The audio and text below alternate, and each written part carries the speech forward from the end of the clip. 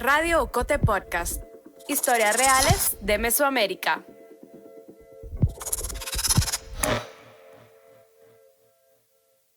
En el episodio anterior de No fue el fuego, hubo algunas que no decían que estaban embarazadas, las ponían a correr, y algunas sí sabían, las monitoras, pero igual las ponían a correr, a dar 100 vueltas en el campo. Y resulta que es como las decimonónicas europeas y de todo, donde habían violaciones, torturas. Pues la verdad hicimos un mini buchinche todas las niñas y con los patojos porque no queremos estar en este hogar. Cuando nos agarraron nos pegaron. Entonces hicimos un mini. Y la verdad es que si vieran a varias jainas aquí, pero sí es una gran había unos policías que me agredieron. Aquí están las pruebas. A todos nos pegaron. Esta es la prueba que la autoridad es corrupta. Y deciden ingresar a las niñas a un aula muy pequeña que se utilizaba para recibir clases, y las 56 son encerradas ahí. Entonces comenzaron mis compañeras con las mismas colchonetas a poder hacer casitas para poder hacer ellas sus necesidades. El 8 de marzo de 1908, 129 mujeres declaradas en huelga murieron en un incendio encerradas en una fábrica de Nueva York mientras exigían sus derechos. Esa fecha pasaría a la historia y marcaría el Día Internacional de la Mujer. Un siglo después, la mañana del 8 de marzo de 2017, mientras miles de mujeres en todo el mundo marchaban, protestaban y conmemoraban la fecha, en San José Pinula, un municipio al suroccidente de la ciudad de Guatemala, 56 niñas fueron encerradas en una pequeña aula. Eran niñas que un día antes habían intentado huir de los abusos, la tortura y la violencia que vivían en el albergue estatal. Soy Melissa Rabanales, periodista de Ocote, y este es el segundo episodio de la miniserie No fue el fuego, una crónica sonora que relata los hechos del 7 y 8 de marzo de 2017 en el Hogar Seguro Virgen de la Asunción. Este podcast es parte del proyecto Transmedia No fue el fuego.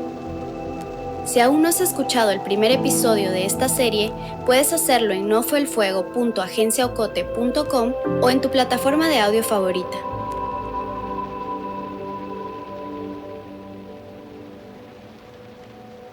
Este episodio contiene descripciones y registros sonoros fuertes.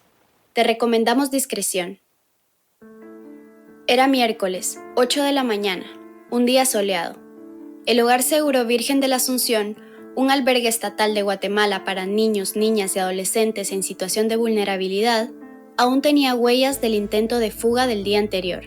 Había ventanas rotas y tubos de metal en el piso. Policías y personal de la Procuraduría General de la Nación y de la Procuraduría de Derechos Humanos hacían rondas. Supervisaban el auditorio principal donde habían encerrado a los chicos y custodiaban el aula de 7 por 6.8 metros en la que estaban encerradas las chicas. Afuera, frente al portón principal, madres, padres y familiares de las niñas y niños albergados exigían entrar. Habían llegado al Hogar Seguro después de ver por la televisión la revuelta de la noche anterior. Estaban seguros de que algo malo había pasado. Algunos medios de comunicación nacionales transmitían en vivo las imágenes y las voces de los familiares. Yo vengo por una niña, porque yo vi anoche donde unas niñas estaban quejando que los policías las estaban tocando. Yo vi una niña en brasier, entonces yo estoy preocupada por mi hija. Yo quiero saber, yo quiero verla, por lo menos que me dejen verla 2 minutos, 3 minutos, que yo sepa que ella está bien, yo me voy a tranquilizar, yo vengo desde lejos. Uno por uno que salga, en vez de verlo, miremos, yo me voy tranquilo. A María del Yo me voy tranquilo, favor, que miremos averigua. a nuestros hijos, por favor. Un trabajador del Hogar Seguro intentaba darles explicaciones. Les decía que no podían pasar todos juntos y prometía gestionar el ingreso de 2 en 2. Este día, ¿verdad? Porque mientras se normaliza todo adentro, ¿verdad? Por la crisis que se está sucediendo. Sí, ya estamos averiguando referente de eso, ¿verdad? Pues yo les pido la calma y la comprensión a ustedes, que los entiendan, ¿verdad? Porque... A las 8:58 de la mañana, el personal del hogar dejó pasar a un hombre y a una mujer con la promesa de ver a sus hijos. No durarían ni un minuto adentro. Lo sacarían inmediatamente. El noticiero TN23 captó la escena. El padre salió rápido, movió su cabeza hacia ambos lados, buscaba a los periodistas. Le costaba respirar y hablar al mismo tiempo. Era el primero en dar la noticia afuera.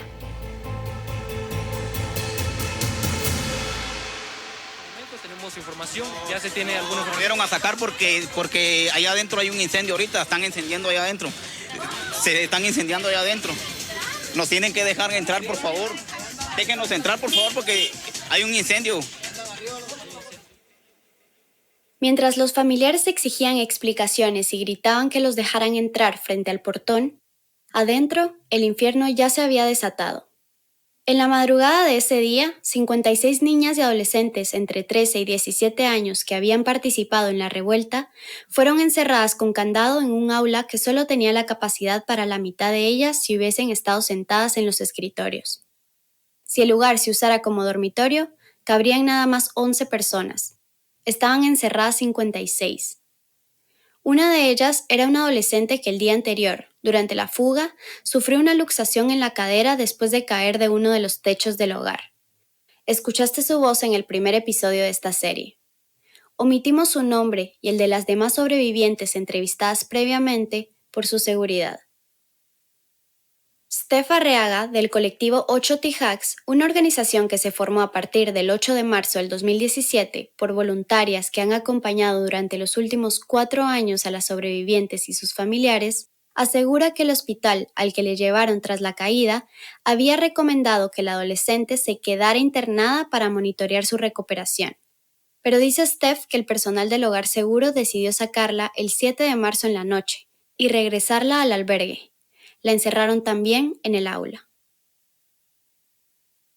Sin chamarra, sin sábana, ni almohada, ni nada. O sea, así, solo la colchoneta y nosotras.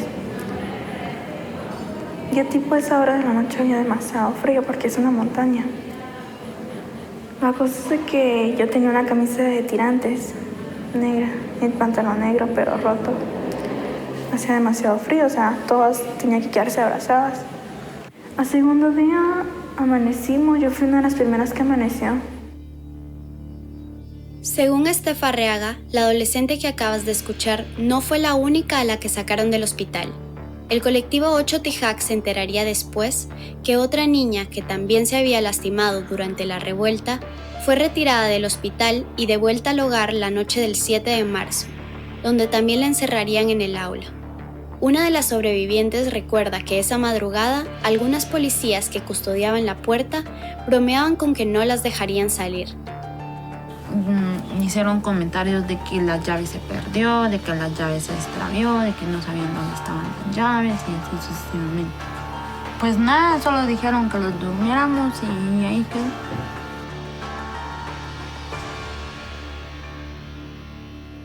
En la mañana, el personal del hogar les llevó desayuno. Monitoras y psicólogas pasaron lista. Algunas niñas pidieron ir al baño, pero la policía les prohibió la salida. De acuerdo con la investigación de la Fiscalía, Lucinda Marroquín Carrillo, subinspectora de la Comisaría 11 y quien estaba al mando del grupo de policías, volvió a cerrar la puerta negra de metal con candado. Adentro, algunas chicas tuvieron que hacer sus necesidades en una esquina del aula. Estaban sucias, desesperadas. Eran niñas y adolescentes que un día antes, el 7 de marzo, habían intentado huir del hogar después de haber denunciado malos tratos, tortura, violaciones y abuso sexual. Pero el intento de fuga frustrado, los golpes de los policías que las habían detenido, la violencia dentro del albergue, las quejas no escuchadas, el frío que habían pasado en la noche frente al portón y el encierro les hicieron acumular más la rabia. Según la reconstrucción de los hechos que haría el Ministerio Público en la audiencia de primera declaración del caso, entre las 8:57 y 8:58 de la mañana, en un intento de llamar la atención de la policía, 2 adolescentes taparon la ventana del aula con algunas colchonetas. Una de ellas sacó una carterita de fósforos que llevaba en el bolsillo de su pantalón, encendió uno y lo acercó a las colchonetas. Se inició el fuego.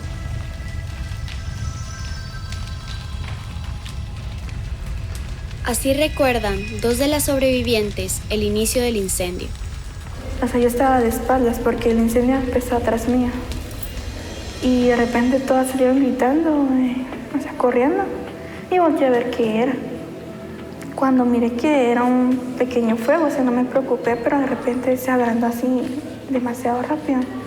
Éramos muchos y no cabíamos ahí entonces. Pero cuando comenzaron mis compañeros a gritar, a pedir auxilio, una de los policías nos contestó de que si fuimos pilas para fugarnos, que fuéramos pilas para enfrentar el fuego también. Según la Fiscalía de Femicidio del Ministerio Público, quien les gritó desde afuera del aula fue la oficial Lucinda Marroquín, quien se había quedado con la llave del candado después de cerrarlo. De acuerdo con información de la misma Fiscalía, las cámaras de seguridad del hogar revelaron que pasadas las 9 en punto comenzó a salir humo del aula. Marroquín abrió la puerta 9 minutos y 30 segundos más tarde.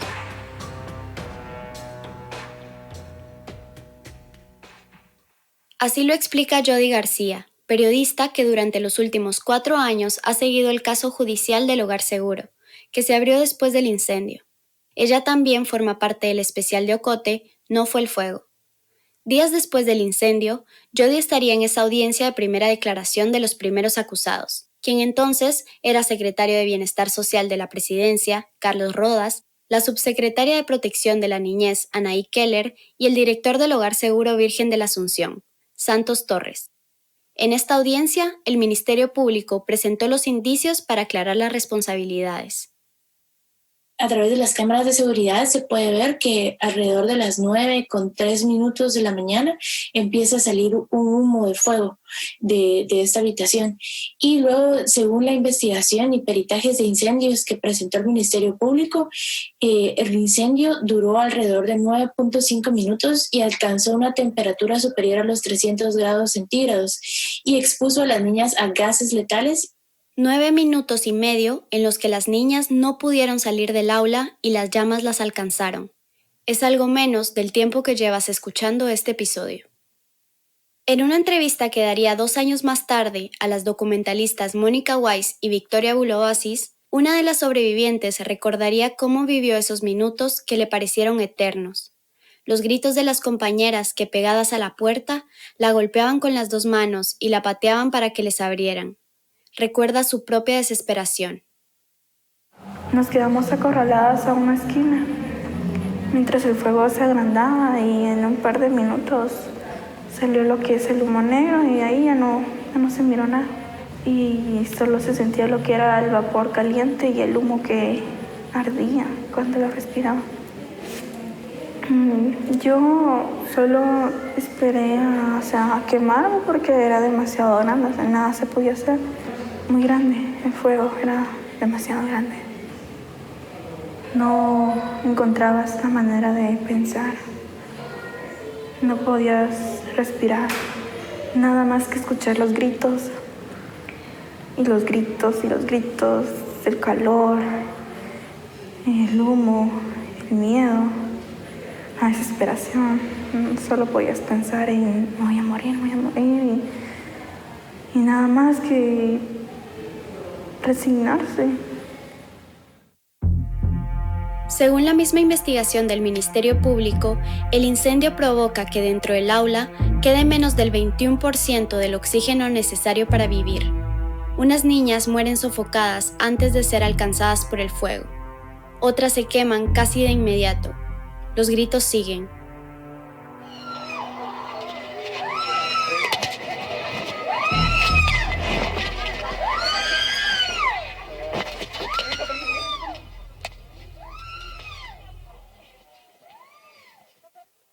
Después de esos 9 minutos y 30 segundos, Lucinda Marroquín abre la puerta del aula.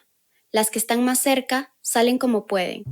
Yo solo me recuerdo que me levanté, agarré a 2 compañeras, las saqué y ahí donde me fueron a encontrar ya, pero afuera del aula ya estaba solo la espalda quemada y ya no pude tener más fuerzas para ir a rescatar a las demás.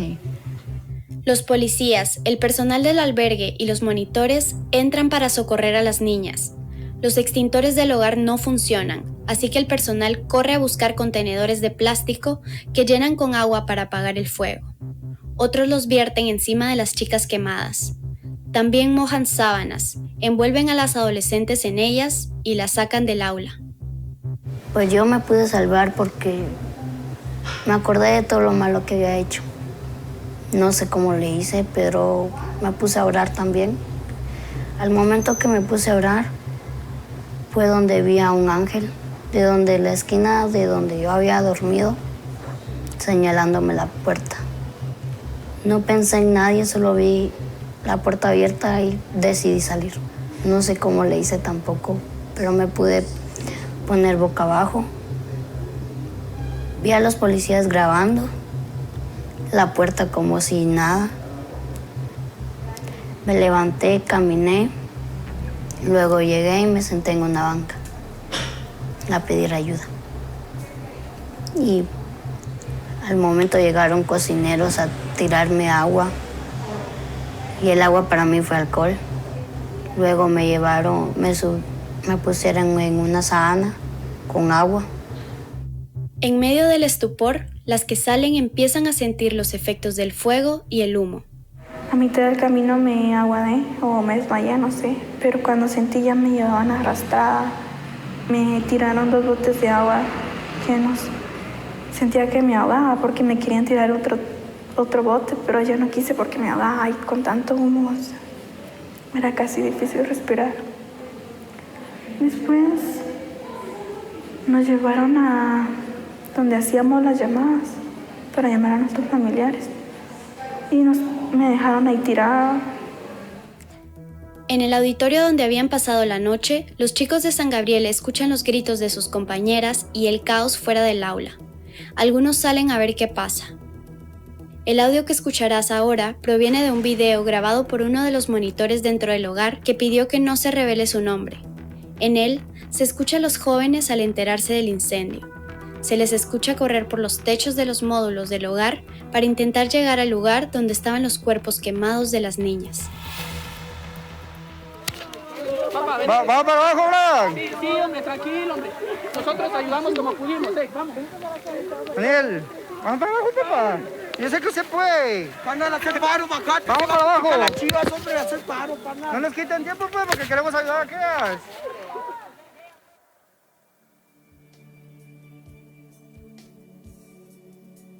Estás escuchando Radio Ocote Podcast, el podcast de periodismo narrativo del medio digital Ocote.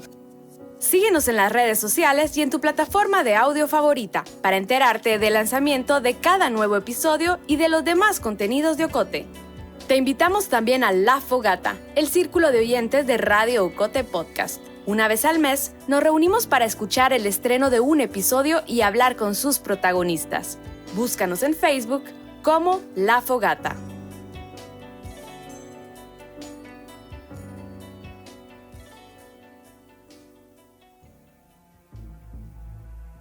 Afuera del hogar, los familiares alertados por el hombre que había logrado entrar al albergue entraron en pánico.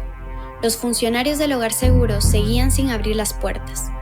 Las madres, los padres y los periodistas solo podían sospechar lo que pasaba a través de las ranuras y los espacios que quedaban entre el portón y la acera. Desde ahí, una cámara captó cómo el personal del albergue corría con baldes de agua de un lado a otro de las instalaciones.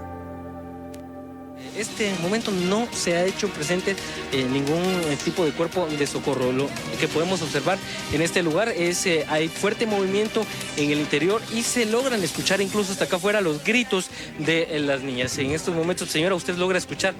Sí, yo escucho el grito de las niñas, yo estoy preocupada, yo quiero que me dejen entrar. Porque yo vi cuando llevaban unas niñas envueltas en sábanas, iban quemadas.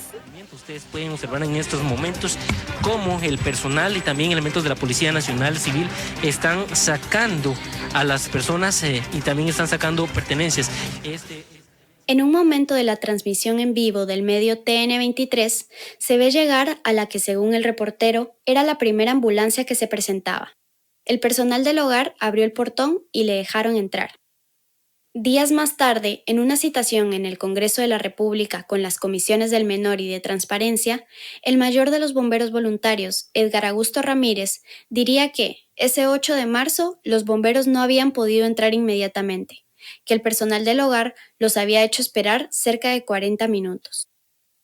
En los siguientes 50 minutos, según las actas de los bomberos voluntarios y municipales, llegaron al menos 10 ambulancias más.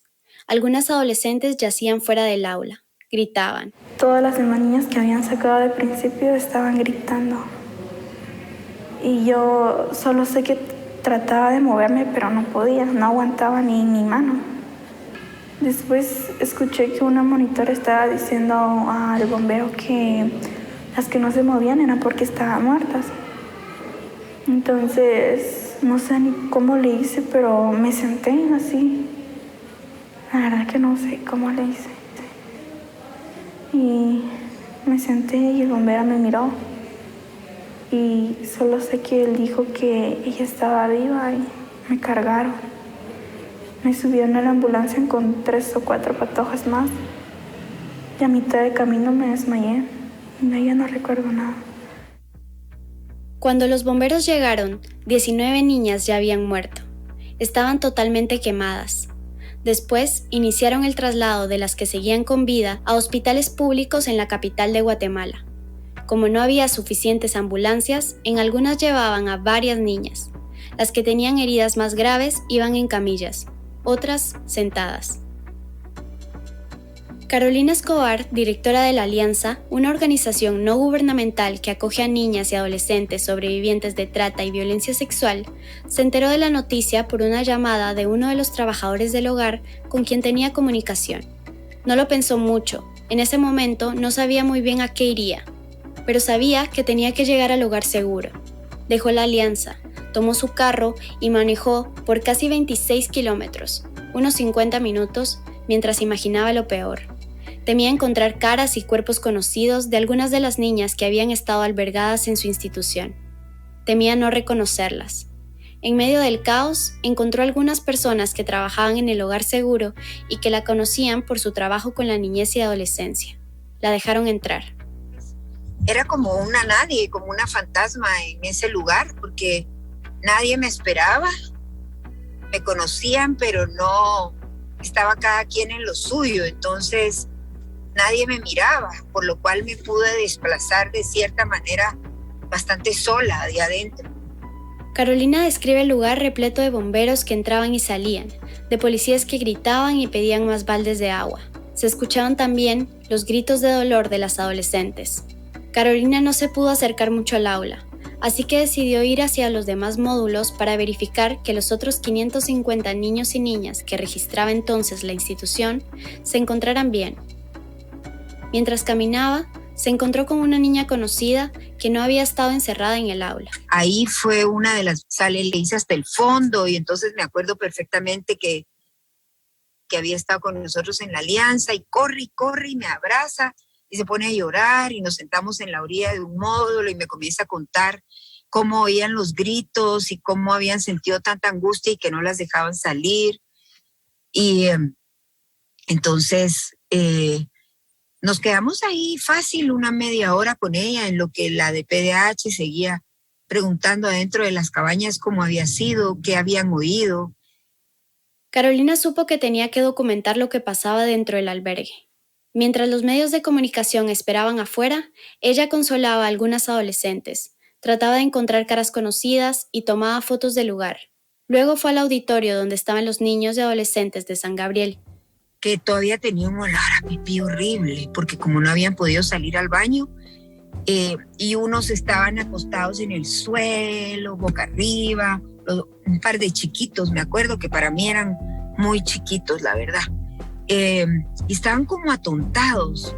Entonces, bueno, ahí caigo en cuenta que les habían dado algo seguro en la comida, porque no estaban como en ese estado de alerta que uno se pone cuando pasa una tragedia, ¿verdad? Sino así, echados enfrente, o realmente, como no conozco sus historias, a lo mejor eran niños o jóvenes que habían vivido muchísimo y estaban como disociados en ese momento, quién sabe, pero estaban tirados en el suelo como atontados. Esa fue la impresión y si ves las fotos te lo corroboran, ¿verdad? Carolina también vio cómo, en medio del desconcierto y el caos, algunos monitores comenzaron a llamar a niños y niñas de otros módulos. Les decían que sus familiares estaban afuera y sin ningún tipo de control los dejaban salir. Esto fue un procedimiento ilegal. Los jóvenes de ese albergue estaban ahí por una orden de un juez y bajo la tutela del Estado, así que solo podían salir después de una investigación y de una orden judicial. Pero además era muy peligroso. Según Carolina, nadie verificaba que se fueran con familiares idóneos. Nadie garantizaba, por ejemplo, que sobrevivientes de abuso sexual o de trata de personas se fueran a encontrar con sus mismos abusadores a la salida. Todo adentro parecía desmoronarse. Para los familiares de las niñas, la espera era angustiante. Varias personas habían llegado a las afueras del hogar para verificar si algunas de las adolescentes heridas que sacaban los bomberos eran sus hijas. Otros familiares que no estaban en la capital veían por la televisión las imágenes, y algunas madres decidieron ir directo a los hospitales. A una de ellas, cuyo nombre reservamos por seguridad, ya la escuchaste al final del primer episodio de esta serie. Y como me dijeron que sí había una persona que se llamaba, pero como habían varias y no sabían si era ella o no. Pero entonces mi corazón me decía que me quedara ahí. Me quedé ahí en el hospital y no fui ni al hogar, ni a preguntar ni nada, sino que me fui directamente al hospital. Los bomberos llevaron a algunas de las niñas al Hospital San Juan de Dios y a otras al Hospital Roosevelt. Periodistas ya esperaban allí. Vienen con serias quemaduras. Las personas, las menores de edad, son adolescentes, mujeres las que han llegado en este momento. Aquí hay otra más que está siendo ingresada. Vamos a escuchar un poco más del audio ambiente. Muchas habían llegado con más del 80% de su cuerpo quemado, irreconocibles. La mujer intentó encontrar algún rastro de su hija entre las adolescentes que llegaban al Hospital General San Juan de Dios. En el hospital, y de ahí no me moví del hospital hasta que entré y reconocí a mi hija por un pie. Por el pie que tenía, bueno, por eso fue que la reconocí. Estaba inconsciente. Tenía vendajes en todo el cuerpo. Entonces, me dijeron que no me desapartara del hospital porque mi hija estaba muy delicada y era una de todas, estaban delicadas, todas. Pero ella era una de las que estaban esperando que muriera rápido. Y pasó toda la noche. Y me dijeron que no me desapartara porque en un momento u otro ahí iba a quedar todo. Ese mismo día, a las 6:20 de la tarde, el gobierno del entonces presidente Jimmy Morales lanzó un comunicado en redes sociales donde lamentaba la muerte de las niñas y la tragedia ocurrida en el albergue. En ese mismo comunicado, anunciaba la destitución de Santos Torres, director del hogar. Un día más tarde, el Congreso citó a quien entonces era jefe de la Comisaría 13 de la Policía Nacional Civil, Wilson Petronilo López Maldonado. Ahí se daría a conocer que había sido el mismo Jimmy Morales quien el 7 de marzo, el día del motín, le ordenó vía telefónica que mantuviera la Policía Nacional Civil a cargo de las niñas, niños y adolescentes. Esta orden se dio, aunque esa no era competencia de la policía, porque como explicamos en el episodio anterior, ninguno de los adolescentes estaba en conflicto con la ley. Para el 9 de marzo, la cifra de fallecidas había subido a 31. En las siguientes semanas morirían 10 más. El incendio provocó, en total, la muerte de 41 niñas. El 9 de marzo, el presidente Jimmy Morales informó en una conferencia de prensa sobre el cierre del hogar y el traslado de los otros jóvenes que quedaban en el albergue. Los menores del hogar Virgen de la Asunción han sido trasladados y reubicados. No regresarán al hogar por el momento, debido a que los expertos nos han indicado que eso sería contrario a su pronta recuperación emocional y psicológica, por lo que el hogar quedará temporalmente fuera de funcionamiento.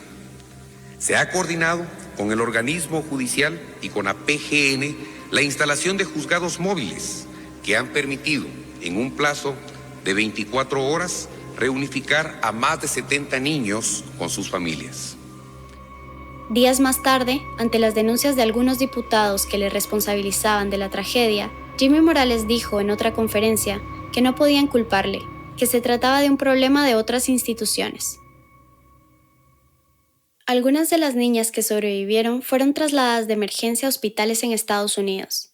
Lo hicieron con el apoyo de la Embajada estadounidense, organizaciones sociales, el Ministerio de Relaciones Exteriores y algunos empresarios. Ahí tendrían más oportunidad de recuperarse.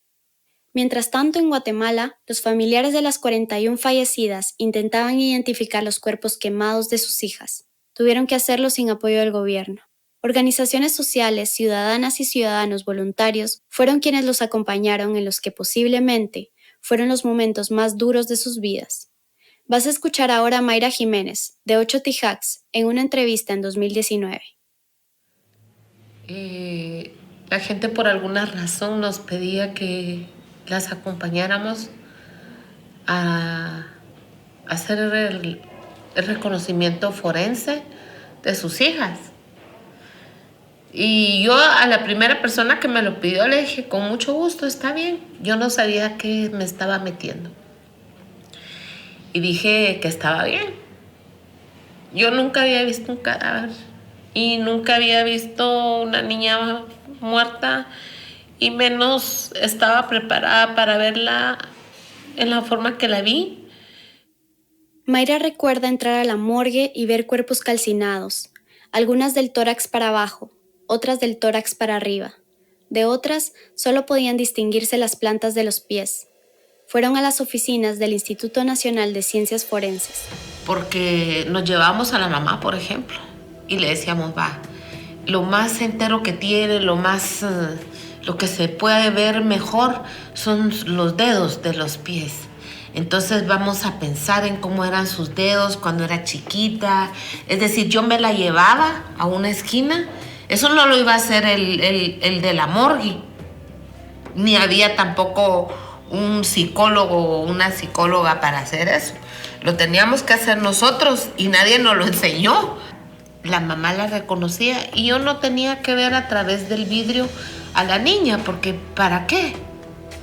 No era necesario, ella estaba reconociendo a su hija, pero eran en los casos donde tenían más entera la cara, el rostro, los rasgos se les notaban mucho mejor, ¿verdad? Y mientras las semanas pasaban y los familiares intentaban identificar los cadáveres, algunas sobrevivientes despertaban en otro país, con un cuerpo que no reconocían. Pasar cada cirugía sin la de tus padres, y allá todo es más fuerte. La morfina es más fuerte, la anestesia es más fuerte. Y es doloroso amanecer, despertar. Uno no ver a tus padres, otro sentir el gran dolor. Y soportar el lenguaje que no entendés. Pasar la terapia. Me acuerdo cuando la primera vez que me desperté, me levanté, no pude aguantar ni mi propio peso. A mí me pararon y me caí. No tenía fuerza para nada. Me miré una vez al espejo y tenía la cara negra. Mi piel estaba muy ligosa. Fue horrible ver todo eso. Y afrontarlo solo es difícil. Y no fue solo la recuperación, fue también volver a Guatemala. Algunas debían seguir bajo la tutela del Estado. Y después venir a tu país y que te metan a otro hogar. Para mayo de 2018, de las 15 sobrevivientes, 6 estaban de regreso en hogares de protección. Pasaron días primero, luego semanas, después meses y años, más de 4 años. Las sobrevivientes crecieron, la mayoría de ellas tuvieron hijos e hijas antes de cumplir los 18 años. Después del incendio, volvieron a ser invisibles para el Estado. En Guatemala, que se ubica entre los países más impunes del mundo, en el puesto 59 de 69 según el Índice Global de Impunidad elaborado por la Universidad de las Américas de Puebla, la justicia en este caso también ha tardado en llegar. Han pasado 4 años después del incendio en el Hogar Seguro y pues algo muy importante a resaltar es que ya todas las sobrevivientes son mujeres adultas que crecieron sin obtener justicia por lo que les sucedió. Entonces hasta el momento el caso se ha retrasado por amparos, por acciones del mismo juez y se espera que el primer grupo, el caso está dividido en 3 grupos y se espera que el primer grupo enfrente juicio en marzo del siguiente año. Entonces, sin embargo, pues la fecha del juicio se ha atrasado en otros momentos.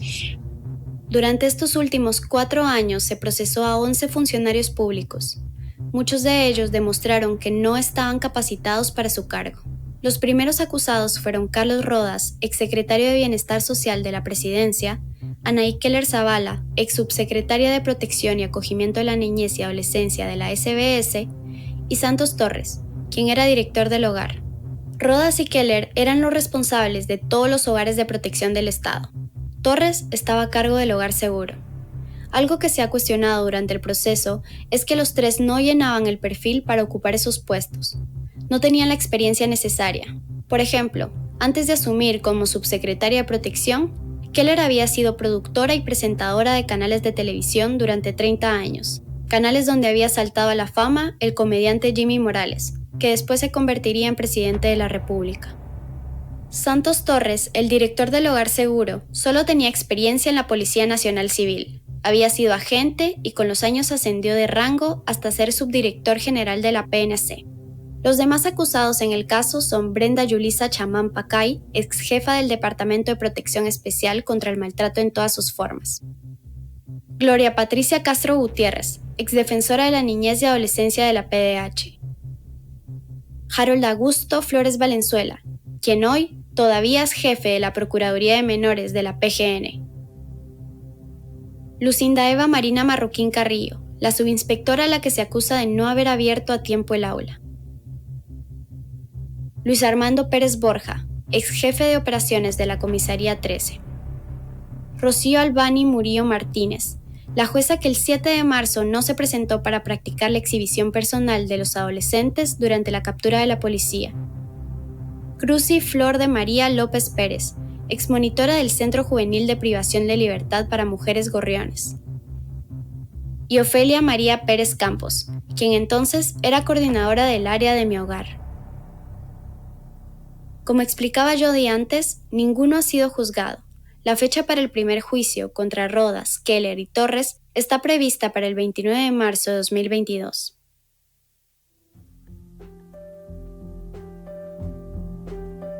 Muchas de las sobrevivientes regresaron a los barrios vulnerables, algunos muy violentos de donde venían. Algunas nunca terminaron sus estudios. Apenas han contado con apoyo del Estado. En 2018, el Congreso aprobó una pensión de 5,000 quetzales al mes, alrededor de $650 durante 3 años para cada una. A partir de septiembre de 2021, la pensión bajó a 3,075 quetzales, unos $380 que no alcanzan para mucho.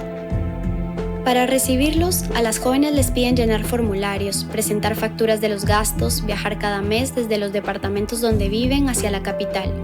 A muchas de ellas aún les cuesta moverse. Otras lidian con problemas respiratorios, con las heridas físicas y psicológicas que el incendio les dejó, con caras irreconocibles, con marcas permanentes en sus vidas. Y mientras llega la justicia, algunas se aferran a los recuerdos. Lo que vivimos juntas y por qué fueron parte de mi familia. Y les tomé mucha confianza, nos hicimos hermanas de palabra y por eso es que formaron parte de mi familia, no solo porque hicimos ese pacto, sino porque llegué a valorar a cada una de ellas también, la amistad que me daban. Me acuerdo el día del carnaval, del día del Carén, de que todas salimos a bailar, pasamos el día juntas, nos repartimos cartas entre nosotras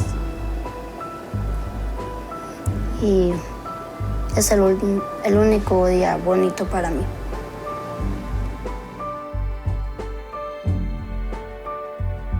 Llegamos al final del segundo y último episodio de la miniserie No fue el fuego, una crónica sonora de uno de los hechos más terribles de la historia reciente de Guatemala, parte del proyecto Transmedia No fue el fuego.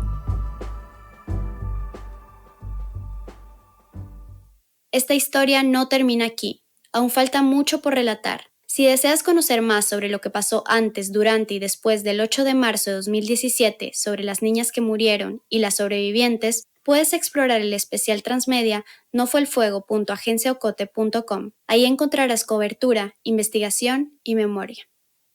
El guión de este podcast y algunas entrevistas de este episodio los hice yo, Melissa Rabanales. La edición es de Carmen Quintela. La música original es de Isaac Hernández, quien también realizó el montaje y la producción sonora y musical con el apoyo de José Manuel Lemos. Las ilustraciones son de Rosario Lucas. Para la construcción de este episodio se utilizaron investigaciones y entrevistas realizadas por periodistas del especial No fue el fuego, Verónica Orantes y María José Longo, Fernanda Gándara y Jody García, con la edición de Daniel Arrea, y el trabajo audiovisual de Mónica Weiss y Victoria Bulobasis durante los últimos 4 años. La reconstrucción de los hechos fue recopilada por Carla Natareno en una línea del tiempo para este especial. Los datos de este episodio se cotejaron con material de archivo y de los medios de comunicación Prensa Libre y TN23 con videos y audios de cortesía de la organización 8 Tijacs, con información de las audiencias de primera declaración y con el informe de la Oficina del Alto Comisionado de Naciones Unidas para los Derechos Humanos, las víctimas del Hogar Seguro Virgen de la Asunción, un camino hacia la dignidad. Agradecemos el apoyo de Carolina Escobar Sarti, también parte de la Junta Directiva de Asociación Ocote. Jenny Marroquín es la gestora de comunidad de este especial y Maggie Medina la coordinadora institucional. La voz institucional de Radio Ocote Podcast es de Lucía Reynoso Flores. Julio Serrano Echeverría es el coordinador creativo. Alejandra Gutiérrez Valdizán es la directora general y editorial de Ocote.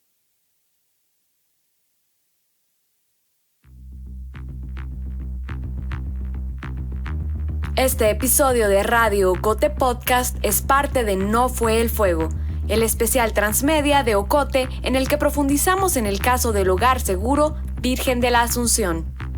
Un proyecto que pretende dejar registro y memoria, dar luces sobre el sistema que debe proteger a las niñas, niños y adolescentes y no lo hace. En No fue el fuego, Ocote reunió a un equipo de periodistas, documentalistas, diseñadoras y artistas para exponer los antecedentes del incendio, el proceso judicial y la respuesta del Estado a unas niñas y adolescentes desprotegidas. Y ante todo, No fue el fuego expone historias que reflejan las de miles de niñas, niños y adolescentes en Guatemala. No fue el fuego es financiado por el programa Actuando Juntas JOTAI. Radio Ocote Podcast es producido en Guatemala por el equipo de Ocote, con el apoyo financiero de Seattle International Foundation. El medio de comunicación digital trabaja con el apoyo de los fondos operativos de Servicios Ocote, Foundation for a Just Society, el Fondo Centroamericano de Mujeres FCAM con Oak Foundation.